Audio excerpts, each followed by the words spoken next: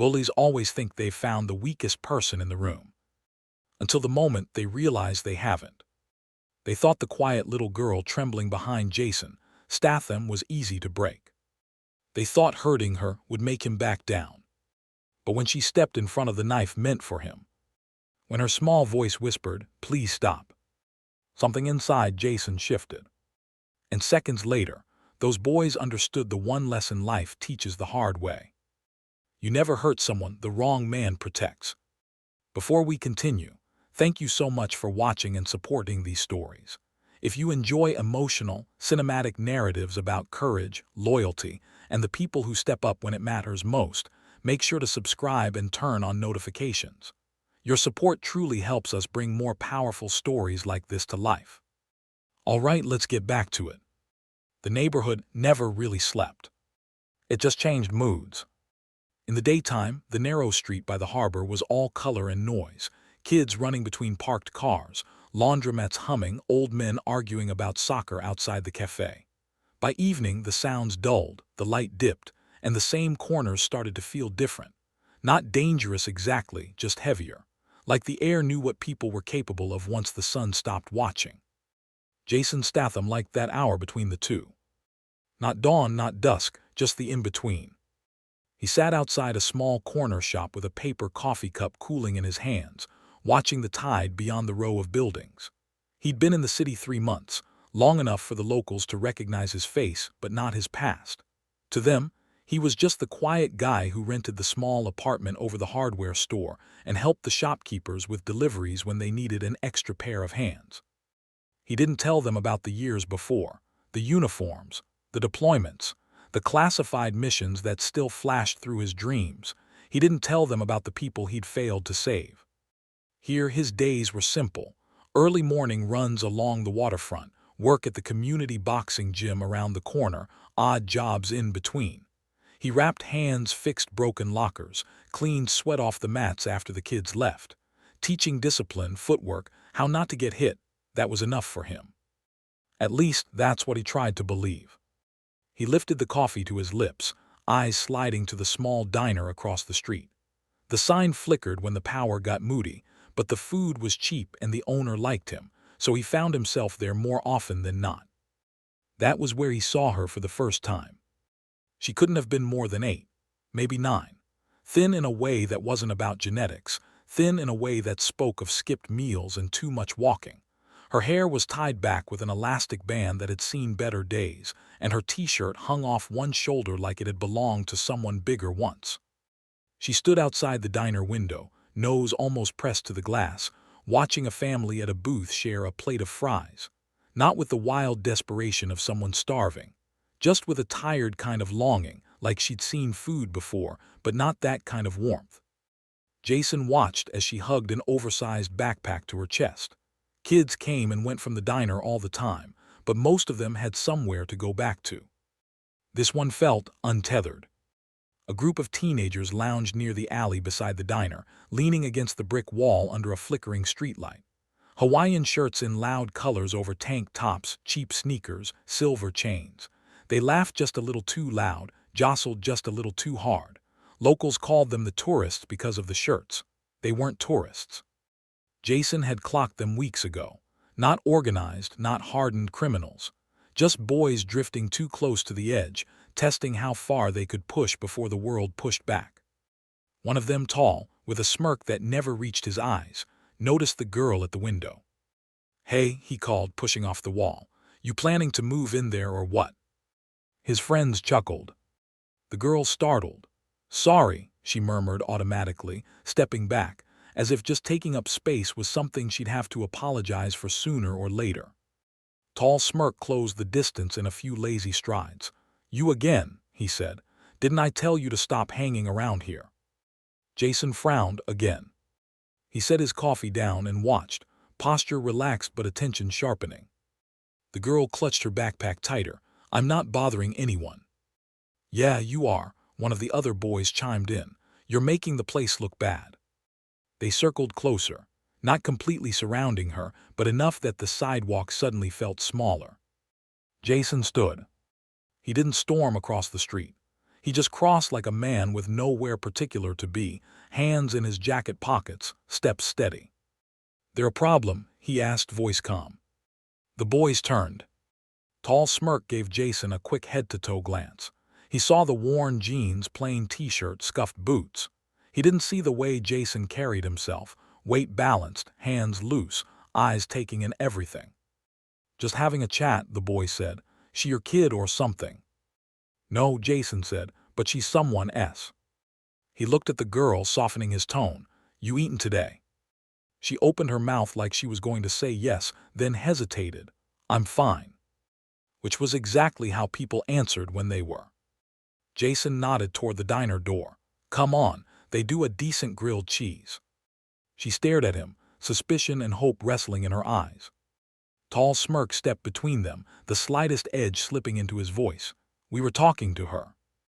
Jason's gaze shifted, not hard, not threatening, just steady. "And now I am," he said. Silence stretched for a second. Jason didn't move, didn't raise his chin, he just waited. Patience was its own kind of wait. The boy's jaw flexed. He looked away first, scoffing. "Whatever, man, take your charity case." He flicked the girl on the forehead as he passed, a little too sharp to be playful. "Stay out of the way, mouse." His friends laughed and followed him toward the alley, the sound thinning as they disappeared into the shadows. The girl rubbed the spot he'd flicked, not because it hurt much, but because it reminded her of all the times she'd been small enough to push around. Jason opened the diner door. "Come on," he said. "Food's warmer inside than out." She hesitated again, glancing toward the alley. "You know them?" he asked. She shrugged. "They're just around." "That's not an answer." She met his eyes then, something old in her gaze for someone so young. "You're not from here," she said quietly. "You'll leave, they won't." It wasn't defiance, just fact. Jason felt a familiar heaviness in his chest, the weight of all the places he'd left, all the faces he couldn't follow. "Maybe," he said, "but right now I'm here and so are you. Let's start with lunch." Her stomach betrayed her with a growl at the word. She flushed, embarrassed. He pretended not to notice. The diner was the kind of place that had lived 100 lives and kept all of them on its walls. Old photographs, neon beer signs, a faded poster for a boxing match from the late 80s. The owner, Rosa, glanced up from behind the counter and broke into a smile when she saw Jason. "You again," she said. "You know there are other restaurants in this city, yes?" "They don't make grilled cheese properly," he replied. Her eyes slid to the girl, hovering just inside the door. "And who's this?" Jason looked at the girl. "You got a name?" She hesitated like it was something she hadn't been asked in a while. "Lee," she said finally. "Lee Carter." Rosa's expression softened. "Lee, you like tomato soup?" Lee's nod was almost microscopic. "Good," Rosa said. "Sit, I'll bring you something." They took a booth near the window, the same one Lee had been staring through minutes earlier. Jason let her choose which side to take. She picked the one facing the door, back to the wall. Not an accident. "How long you been around here, Lee?" he asked as she slid off her too big backpack and placed it carefully beside her. "A while. School." She tensed, "sometimes." Which probably meant almost never. Rosa arrived with 2 grilled cheese sandwiches and 2 bowls of soup. Lee's eyes widened. She waited until Rosa moved away before touching anything, as if someone might snatch the plate back at the last second. "You're allowed to eat," Jason said gently. She took a cautious bite, then another, faster. Within minutes, half the sandwich was gone and both bowls had steam fingerprints where her spoon kept dipping in. "Slow down," Jason said. "You'll make yourself sick." She forced herself to slow, chewing more deliberately. They ate mostly in silence. Jason had learned that sometimes quiet was kinder than questions. Still, questions formed in his mind. "Where are your parents? Who do you go home to?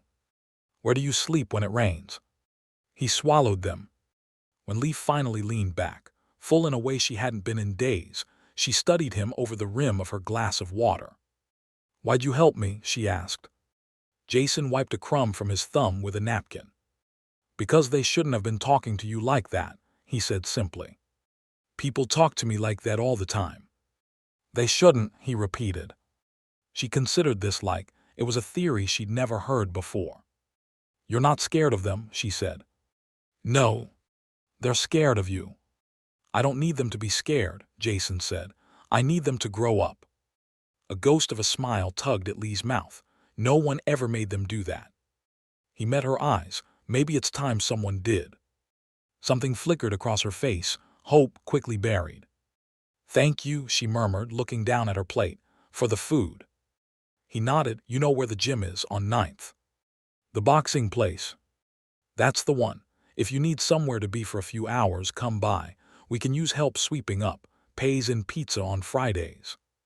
Her brows lifted. You'd hire me, you don't even know me. He shrugged. I know you're careful, that you watch the door, that you apologize when other people are rude. That's a start. She didn't agree, but she didn't say no either. When they stepped back outside, the sky was beginning to change. The bright blue was fading to gold at the edges. Lee pulled her backpack on like it weighed as much as she did. You going home? Jason asked. She glanced down the street toward no particular building. Yeah. He didn't push. Remember what I said, he told her. 9th Street, open gym after school, just walk in. She nodded once, then slipped around the corner and disappeared, small shoes tapping on the cracked pavement. From the alley, laughter burst again, too sharp, too forced. Jason looked that way slowly.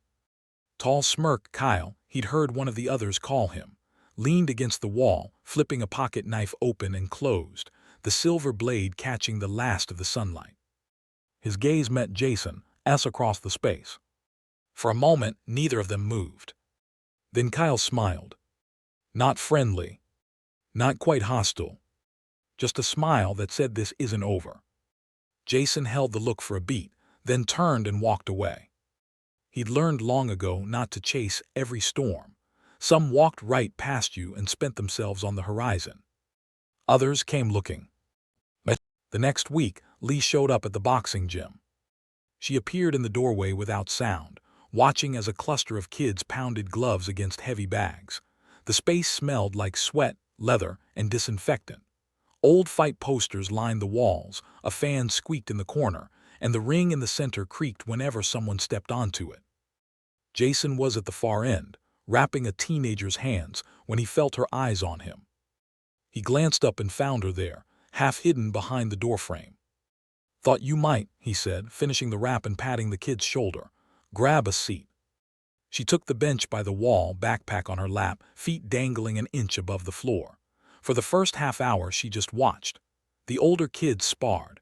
The younger ones worked drills. Jason moved between them, adjusting stances, correcting form, murmuring advice. After a while he tossed her a broom. You any good with one of these? He asked. Lee caught it awkwardly. I think so. Try. She swept, carefully at first, then with more confidence. Not just the obvious spots, she noticed the corners under the benches, the little pile of tape scraps near the ring steps. You're hired, Jason said when she finished. Friday there's pizza. Her cheeks pinked the smallest bit. She came back the next day and the next. She didn't say much, but she listened, watched, absorbed. Sometimes Jason caught her mimicking the movements she saw, small fists raised, feet shifting, as if she was shadowboxing with the air. There was something in her motions that wasn't about wanting to hit people. It was about wanting not to be the one who always got hit. One evening, as Jason locked up, he found her sitting on the steps, staring at the streetlights flickering on. You should head home, he said. It'll be dark soon. She hugged her backpack tighter. I'm fine. He sat beside her. Where do you go at night, Lee? She stared straight ahead. Depends, she said. Sometimes the shelter, sometimes a friend's sofa, sometimes the library until they kick me out, then wherever. He listened. My mom used to work late, she said after a moment. Then she just never came back late or early or at all. Anyone looking for you? He asked gently. If they are, they're really bad at it. The answer twisted something in his chest. You tell the shelter staff, he asked. They put me on a list, she said. There are a lot of lists. Jason knew about lists, names of people someone was supposed to save. Until they find a place for you, he said, You come here after school. You sweep, help wipe down bags, learn the rules. Number 1, you don't start fights. What's number 2? She asked. You finish cleaning even if you're bored, he said dryly. She almost laughed. What if someone else starts the fight? She asked. Then you learn to walk away, he said, if you can. She nodded slowly, though her face said she'd had a lot of practice with walking away already. But the boys in the Hawaiian shirts noticed Lee's new routine. Of course they did. A week later, as Jason and Lee left the gym together, she heading toward the shelter, he toward his apartment. They cut through the back alley behind the old bar that hadn't opened in months. The alley was a shortcut. It was also a mistake. A clatter echoed near the far end. Lee stiffened. Jason saw movement in the shadowed doorway, a cluster of figures stepping out, shirts patterned in palm trees and hibiscus. Kyle and his crew. He counted 6 of them. They formed a loose semicircle blocking the exit, knives glinting in their hands, not raised yet, just present. Jason felt Lee shrink closer to his side. Well, well, Kyle said, twirling the knife between his fingers like a toy. Look who's all grown up. Got yourself a job, mouse. Lee's fingers tightened in Jason's sleeve. Jason stepped slightly in front of her, his body angled to keep her behind his shoulder. Evening, he said, voice level. You boys lose your rental car. Those shirts must come with one. A couple of them snorted despite themselves. Kyle didn't. You embarrassed me the other day, he said, in front of my friends, in front of her. He flicked his chin at Lee.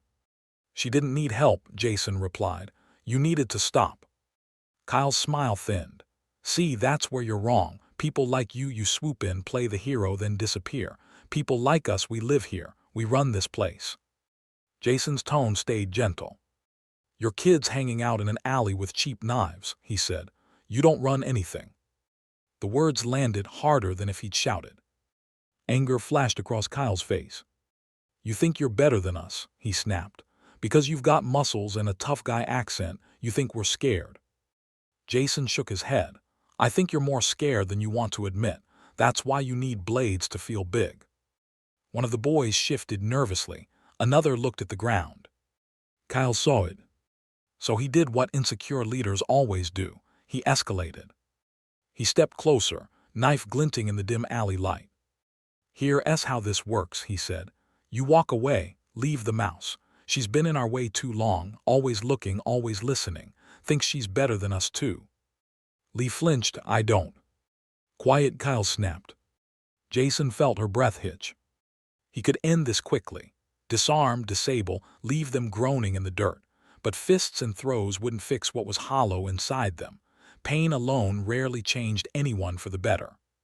Still, there was a line. And Kyle was towing it. I'm not leaving her, Jason said calmly. You want to feel tough, go hit a punching bag. I'll even teach you how, but you're not going to touch her. Kyle's jaw clenched so hard Jason could hear teeth grind. Wrong answer, Kyle hissed. He lunged. Time stretched. Jason saw the angle of the knife, the clumsy weight behind the thrust. He knew he had a good half-second to sidestep, trap the wrist, end it with a simple disarm. He moved to do exactly that. But Lee moved first. She didn't think. She didn't calculate. She just saw the blade heading toward the man who'd bought her lunch, who gave her a broom and a place to sit and a rule to live by. Her small body shot forward, slipping around Jason like a shadow. Stop, she cried. The knife sliced across her forearm as she pushed between them. She gasped, stumbling. Everything froze. Jason caught her before she hit the ground, his hand wrapping around her arm instinctively. Warmth met his palm. He looked down. Blood. Not a deep stab, more a long, harsh cut, but on a child's arm any red was too much. Lee stared at the line of crimson forming, eyes wide with shock more than pain. I'm okay, she whispered, voice already shaking. Jason's heart did something it hadn't done in a long time. It lurched. Carefully, he pulled her into his chest, shielding her completely with his body. His mind took stock, pressure on the wound, get her out, get help. But another part of him went very, very still. He looked up. Kyle's bravado had vanished, replaced by a pale, flickering panic he didn't know how to hide. The knife in his hand trembled. "I didn't mean," he stammered. "She moved she wasn't supposed to." His friends stared, faces drained, the reality of what had just happened crashing over them. Knives dangled uselessly at their sides. "You cut a child," Jason said softly. His voice wasn't loud. It didn't need to be. He helped Lee press her uninjured hand over the wound, his palm steady over hers, then shifted his weight and rose to his feet, keeping her behind him. His eyes never left the boys. "Here's what's going to happen," he said, each word more measured than the last. And for the first time since they'd picked up those knives, the boys realized the terrible truth. They weren't in control of this moment. He was. Jason took one slow step forward. The air in the alley changed. Whatever happened next was going to teach every one of them a lesson they would carry for the rest of their lives. And none of them were ready for it. The alley went quiet in a way Jason hadn't heard since deployments. That brittle, knife-edge silence that shows up right before someone makes the worst decision of their life, or the smartest. Jason stood between Lee and the boys, one hand steady on her shoulder, the other loose at his side. Loose was worse than a fist. Loose meant calm. Loose meant control. Loose meant he wasn't improvising. Kyle saw that too late. Blood trickled down Lee's arm in a thin red line, dripping onto Jason's sleeve. He felt each drop like a fuse burning down to something buried deep in him. Years of training, discipline, restraint tightening all at once. "You cut a child," Jason said again, his voice flat. Not angry, not loud, just undeniable. Kyle backed up a step. "I didn't mean to," he stammered. "She ran into it, it wasn't." "You pointed a knife at someone," Jason replied. "Meaning went out the window a long time ago." Lee pressed into Jason's back, trembling. He kept her behind him with the smallest shift of his arm. Now the boys looked less like a gang, and more like kids who'd finally seen what the edge of a cliff looked like. One of them whispered, "Kyle, man, we should go." "We're not running," Kyle snapped, voice cracking. "It's not running," Jason said. "It's choosing not to ruin your life." The way he said it, the patience, the gravity, cut deeper than any threat. It sounded like a man who'd seen boys ruin their lives before, and bury some of them. Kyle's breathing hitched. Rage flickered across his face, rage fueled by fear, not confidence. He lifted the knife again. That was when Jason stopped talking. He didn't move fast. Fast movements spook children and trigger panic swings. He moved exactly as much as he needed to, no more. Kyle stepped forward. Jason stepped through him. To the boys watching, it looked like everything happened at once. Like 1 second Kyle was holding the knife, and the next the knife was skittering across the pavement, clattering near a trash bin. But Jason felt each beat of it. The wrist twist. The balance shift. The soft grunt as air left Kyle's lungs. He could have broken the wrist. He didn't. He shoved Kyle back. Not hard, just enough for him to realize how small his weight was compared to a man who'd carried injured teammates through gunfire. Kyle stumbled, his back hit the wall. "What are you doing?" one of the boys yelled, but no one stepped in. Not really. They hovered like children watching the ocean pull a wave out too far. Jason picked up the knife with a gloved hand from his pocket, set it on a metal crate. He didn't even look at it again. "You brought blades into an alley with a child," he said. "You crossed a line." Kyle swallowed, eyes darting around for an exit. "Look, man, fine, she's fine, we'll leave. No one got hurt." Lee looked at her bleeding arm. Jason turned his head, just enough for his voice to sharpen. "She's hurt." The truth of it deflated the alley. One of the boys swore under his breath. Another ran both hands through his hair, pacing. Jason stepped closer to Kyle, not fast, not aggressive, just closing the distance between a mistake and its consequences. "Why her?" he asked quietly. "Why pick on her?" "She was always around," Kyle muttered, "watching us, following us." "She walks the same street you do," Jason said. "That's not following, that's surviving." "She thinks she's special," he snapped. Jason's eyes flickered. "No," he said. "You think she's small enough that hurting her makes you feel bigger." Kyle's breath hitched. "That's how cowards measure themselves," Jason added. The other boys went still. Some glanced at Kyle, not with loyalty but recognition. He was the loudest of them, the angriest, the one who needed the most validation. They followed him, but they didn't respect him. Jason stepped aside, just enough to let Lee peek out from behind him. "You okay to stand?" he murmured. She nodded, though tears streaked the grime on her cheeks. "Let me see the arm." She extended it. The cut was longer than he'd hoped, but not as deep as it could have been. He pressed gently along the edges, checking for muscle damage. Lee hissed at the pressure. "It'll need cleaning," he said softly. "Probably stitches." She looked up at him, jaw trembling. "I'm sorry." His expression softened, quietly, subtly. "You protected someone," he said. "That's never something to apologize for." Her eyes filled, not with pain, with something like pride fighting its way through years of being stepped on.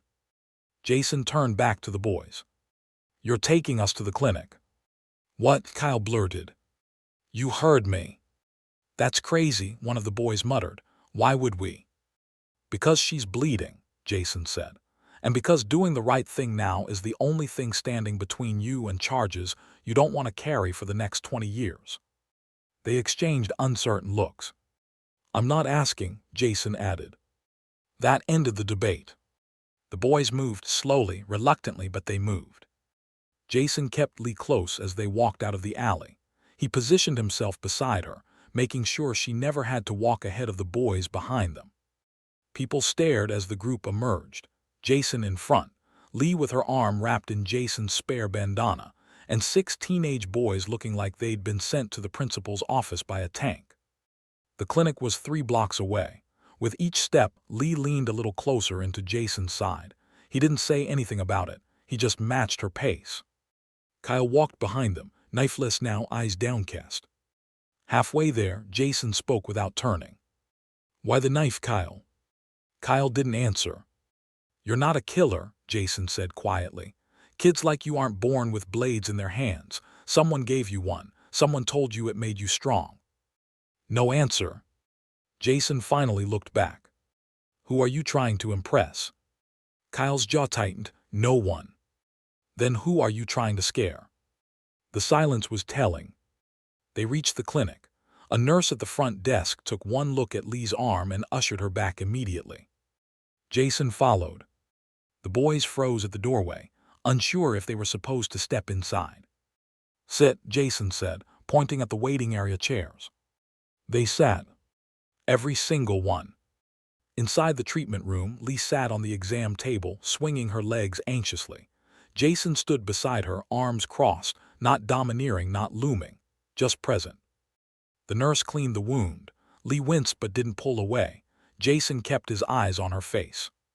"You did well," he murmured. "Most adults would have panicked." She shrugged with her uninjured shoulder. "You helped me. I wanted to help back." Jason swallowed something thick in his chest. When the doctor came in to stitch the cut, Jason stepped back but didn't leave. Lee watched him the whole time, gauging his reactions like they steadied her. Once it was done, the doctor wrapped her arm and gave instructions. Jason walked her out. Kyle and his crew stood the moment they saw her, anxiety twisting their expressions into shapes they didn't know how to control. Lee stopped beside Jason, looking at them, not angrily, just uncertainly. One boy cleared his throat. Is she okay?" Jason looked at him. "She will be." Kyle stared at Lee's bandaged arm like it was something he'd accidentally broken and couldn't afford to replace. He started, then faltered. I wasn't trying to." Lee blinked up at him. "I know." That startled him. Jason crouched beside her. "You don't have to say anything you don't want to," he reminded her softly. She nodded, but she turned to Kyle anyway. "You shouldn't hurt people just because you're angry," she said. "It doesn't make the angry go away." Her voice was small, but every word landed like a stone dropped into water, ripples spreading through boys who'd never been confronted with the consequences of their actions by someone they'd hurt. Kyle swallowed hard. "I didn't want to hurt you." "You did." He looked away, ashamed. Jason straightened. "This ends here," he said. "No more knives, no more corners, no more hunting people who can't fight back." The boys nodded, some quickly, some slowly, but all with sincerity born from fear and clarity. But Jason wasn't finished. "Tomorrow," he said, "you're all coming to the boxing gym." 6 faces snapped up. "What?" Kyle said. "You want to feel strong?" Jason asked. "Learn discipline, learn control, learn how to carry weight without dumping it on other people." One of the quieter boys mumbled, "You're gonna teach us." "If you show up," Jason said. "If you listen, if you choose to be better than this." "And if we do?" Kyle asked, voice soft. Jason held his gaze. "Then you'll keep hurting people," he said, "and hurting people never ends the way you think." The words chilled the group, not because they were a threat, because they were true. Kyle finally nodded. "We'll come," he muttered. "Good," Jason said. He turned to Lee. "You ready to go?" She nodded. "Are they going to be there too?" "If they choose to be," Jason said. Lee considered that. Then she did something no one expected. She stepped forward, just one small step, and said quietly to Kyle, "You should come, because you're better than what you did." Kyle blinked. That sentence, so simple, so undeserved, so painfully earnest, cracked something in him. "Okay," he whispered, "tomorrow." The boys left in a subdued cluster, their loud bravado replaced with something unsure and strangely hopeful. Jason and Lee watched them disappear down the street. When they were gone, Lee looked up at Jason. "Are they really coming?" "Some will," he said. "Some won't, but the door will be open." She nodded slowly, absorbing that. Then she whispered, "I didn't mean to get in the way." Jason crouched so they were eye level. "You stepped in front of a knife for someone else," he said. "You think that's getting in the way?" Her eyes shimmered. "I'm not brave," she murmured. "Yes," Jason said quietly, "you are, and I'm proud of you." That was when she finally crumpled, relief, fear, pride, pain all tangled together. She pressed her face into his shoulder, small body shaking. He wrapped an arm around her, steady and warm. "You're safe," he murmured. "Nobody's touching you again." She pulled back, wiping her nose. "Will you teach me?" she asked suddenly. "To fight. To not be scared." Jason's heart tugged. "That," he said softly, "I can do." They walked back to the gym in the fading light, Lee's small hand gripping 2 of his fingers, her arm bandaged, her step slow but steady. Behind them, the alley lay quiet. Ahead of them waited something better, not dramatic, not perfect, not easy, but real. A child learning to stand. A set of broken boys learning to change. A man learning finally to stay. And as they crossed the street toward the gym, Jason looked down at Lee and thought, sometimes strength isn't about the fight you win. It's about the person who makes you choose the right one.